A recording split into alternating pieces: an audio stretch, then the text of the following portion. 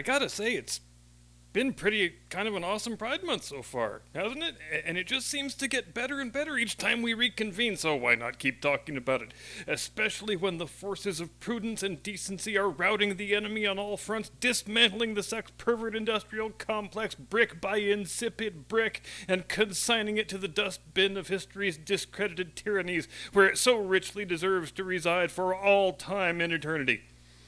It seems as if each passing day brings more encouraging news. In fact, just today, at the time of this recording, we've seen 4 or 5 major national brands take down their dumb rainbow-themed corporate social media logo that they all obligatorily put up on the 1st of June every year.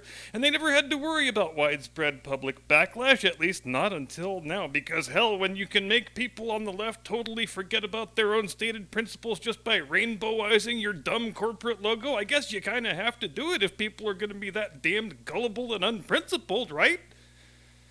Oh, I used to detest big multinational corporations, but IBM and Microsoft have rainbow logos now, so I guess I really love them after all. You had me at free abortions and rainbow logos, guys. That's all it took for me to stop criticizing all those things you do that used to bother me so very much, but not that way anymore so much, not now that the silent majority has decided that the tipping point has been well and truly reached, and they've had just about enough of being told to celebrate other people's sex lives. And they've really, really had enough of weird, creepy sex perverts preying on their children, and they're willing to show it by no longer giving their money to people who hate them and spit on their beliefs and their values. Which, again, are the values of prudence and decency, which apparently are exclusively right-wing values now. At least if you believe what the Democrats and the fake news media performance artists, but I repeat myself, are saying. We keep hearing about right-wing backlash and right-wing this and right-wing that and the other thing because apparently that is the false dichotomy they have decided to hang their hats on. You either 100% sparkly heart every weird creepy sex fetish and every fat hairy male child molester in a dress, and you're totally on board with gay porn and drag queens in elementary school, or you are a right-wing extremist. That's all it takes to be a right-wing extremist now, apparently. Not wanting your kid to read gay porn in kindergarten.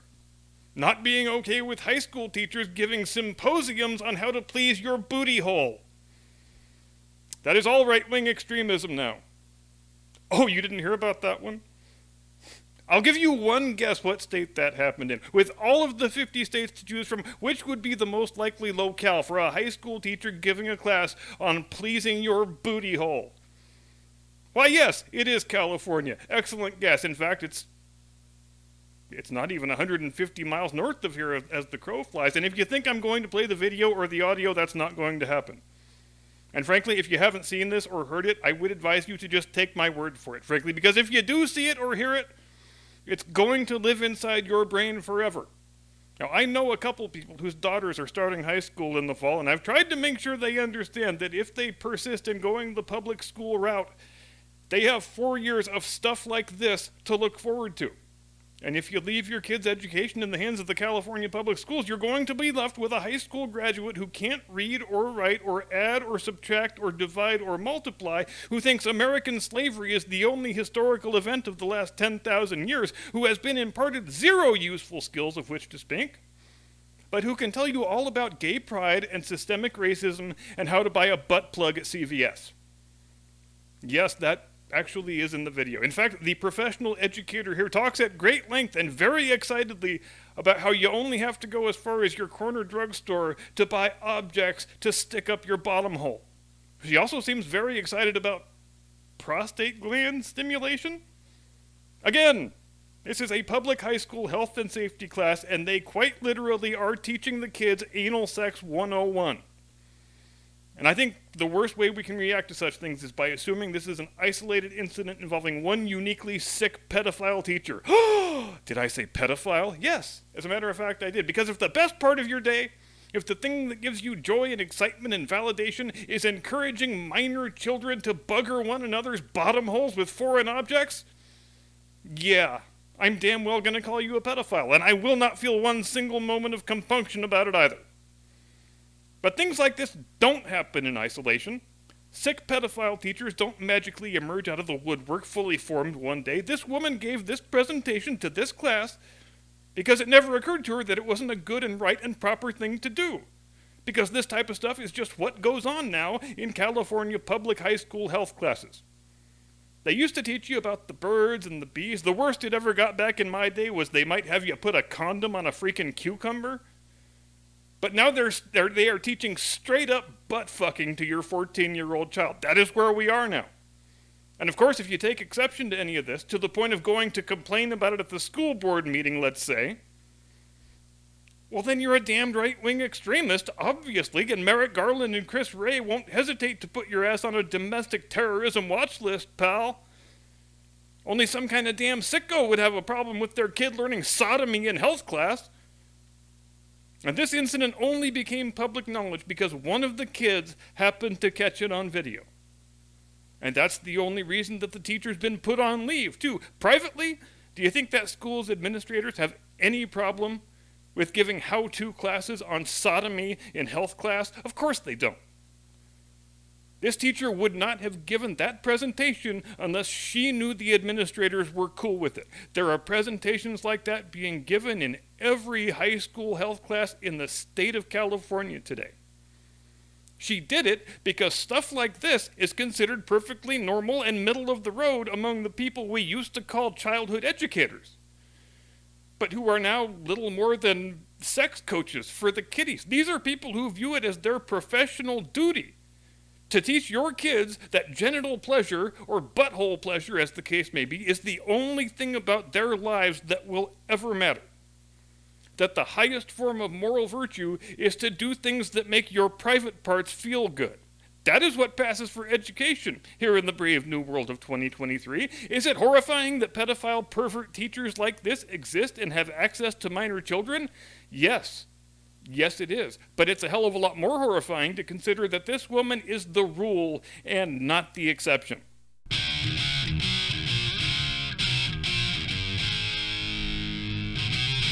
From high atop the battlements of Castle Curmudgeon, where the host solemnly swears there will be no further booty hole references for the remainder of the episode, good evening, Mr. and Mrs. America, and all ships at sea. Welcome to the program. I am your eponymous host and humble servant. And we've been so caught up in the spectacular gains we've been making these past 7 or 8 weeks on the consumer products front, I think we shouldn't lose sight of the fact that we're also winning pretty resoundingly on the entertainment front. Disney Star Wars at this point is basically the Bud Light of entertainment brands. Disney Marvel is turning out such god-awful sludge vomit that they're starting to even lose the goodwill of the shill-tastic fake Hollywood media, and that really takes some doing. Because the access media has to kiss a certain amount of studio ass in order to ensure the access upon which they rely in order to do their jobs, which is the whole reason we call them the access media. So even the no self-respect shills in the entertainment press can no longer bring themselves to do their normal flufferific duty of pumping up whatever shitty woke product Disney Star Wars or Disney Marvel are churning out this week, which, again, really says a lot. You're talking about people who are conditioned to making themselves, forcing themselves to love every dumb product these woke studios happen to vomit out. The people who write movie reviews where nothing about the movie is actually mentioned except the ethnic heritage and sexual orientation of the characters, so you get those fun headlines like, such and such movie is a triumph for diversity and representation. They are even losing those people now. And there's still a pretty good chance, in the opinion of this reporter, that history will record that one film represented the moment when woke Hollywood died choking on its own ball gag. And that one film could very well be Indiana Jones and the Tits of Travesty. And will that be entirely fair? No, probably not. Pretty much every Disney movie has been flopping for the last 2 or 3 years now, and the race and gender-swapped woke remakes of earlier films have been flopping even harder than the original woke bullshit content. Things are so bad at Disney, they've even made stirring up fake racism controversies a standard part of their pre-release promotional campaigns, the latest example being the woke race-swapped remake of The Little Mermaid, And when they first started promoting the movie, the star of the picture, the black girl who plays the mermaid, whose name I don't remember and don't care enough to look it up, all she could talk about was how racist internet trolls are going to complain about the movie. So the studio clearly sent her out there with those instructions to say these things. It's not like a teenage actress in her first major role is going to independently decide to start waving the race card around. Now, the same thing happened with that awful, cringe-inducing Obi-Woke Kenobi show, the black chick who winds up playing the main character in that series. Because even when you don't race swap the main character, you can still do a sort of race swap bait and switch by bringing in a black girl who's the key to everything and gets more screen time in the show than anybody else. She did the same thing when they were promoting that show. I just know these toxic, racist internet trolls are going to be out to get me because they hate strong women of color, don't you know? The studio warned me it was going to happen, so I'm so ready for it. And obviously, the whole point of that exercise is so that when your movie or your show comes out and it sucks and it's god-awful woke bullshit and everybody hates it, well, you can just blame the whole thing on a vast right-wing racist conspiracy. No, of course we didn't make a crappy show. This is all about racism and review bombing. The way it works is, if the show comes out and gets fantastic viewer scores, that is totally organic and legitimate and believable. But if it gets shitty scores, well, that's a toxic, racist review bombing conspiracy, obviously, and I wouldn't be surprised either if the Russians were involved. But they can't really play that card with Indiana Jones and the Tits of Travesty unless they try to play the misogyny card, which I think is unlikely to yield any desirable results, since even her biggest fans, whoever they might be, seem to agree that Phoebe Waller-Bridge, whom you may remember as Lando Calrissian's feminist sex robot from the Han Solo movie, is incredibly annoying. That's probably her defining trait, but really it's probably too late for any of that, since Kathleen Kennedy took the bizarrely ill-advised decision to debut Indiana Jones and the Tits of Travesty at the Cannes Film Festival over a month before its general release, probably on the assumption that she could rely on a bunch of glowing reviews from her buddies in the shill access entertainment media. Those reviews, however, have not materialized. The reviews have actually been quite brutal for the most part. Even the ones that tend to be more favorable keep asking the question, why again does this film need to exist? And to those reviewers, I guess I would say, do you want the long answer or the short answer? Because the short answer is, well, it's just a tawdry, ill-advised cash grab by a failing, flailing studio. But the long answer, the real answer, has much more to do with Kathy Kennedy trying to carve out her own legacy as a creative producer by systematically destroying the two franchises where she first got her start, Indiana Jones and Star Wars. If you talk to the people who've worked with her, they'll generally tell you Kathy Kennedy has never had an original or creative thought in her entire natural-born life. Lucas and Spielberg valued her as a line producer back in the day because she was good at dealing with the day-to-day stuff that goes on a film set, but she never had any creative role of which to speak until Lucasfilm got sold to Disney 11 years ago, and she was declared the grand poobah of the whole organization. And like I've said before, I don't think George Lucas envisaged that she was going to attempt taking a hands-on role in creative decisions, because that was never part of her job before. But that all changed in a big damn hurry, didn't it? Probably before the ink on the signatures had dried, it changed. It's very well known by this point. It's practically a meme that Kathy Kennedy likes to insert idealized versions of herself into every Disney Lucasfilm production, which is where you get the character of Rey in the sequel trilogy. A smart, tough, capable brunette girl boss who is the best at everything and don't need no man for nothing.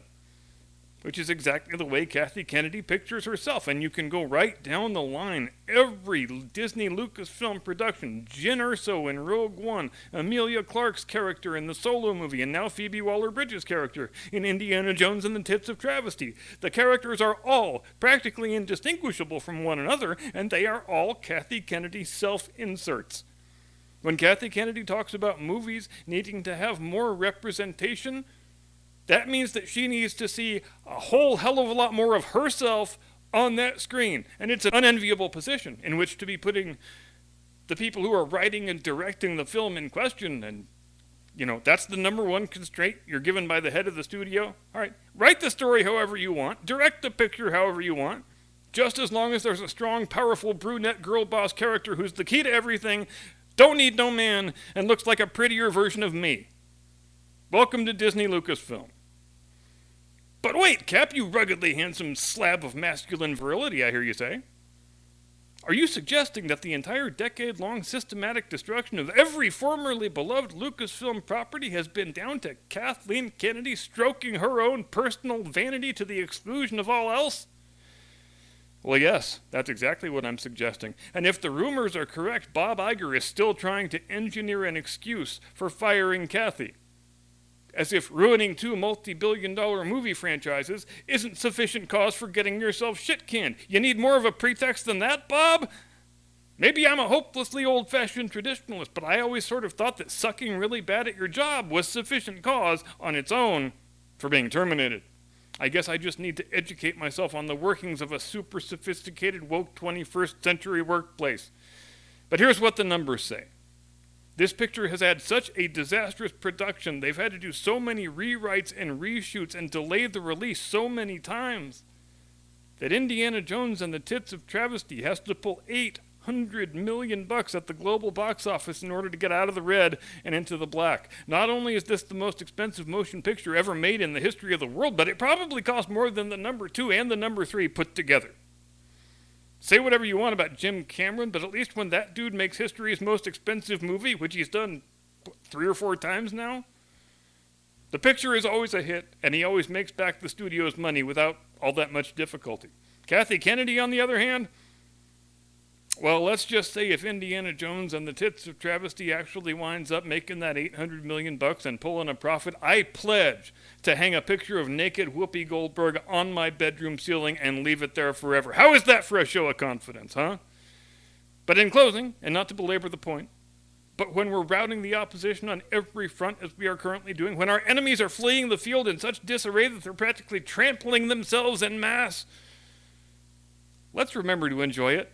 Because we deserve to enjoy it. We have earned this. And the victories will continue, so long as we continue spending our money in a judicious fashion and not allowing maniac sex perverts to set the rules of engagement and the moral standards of our society.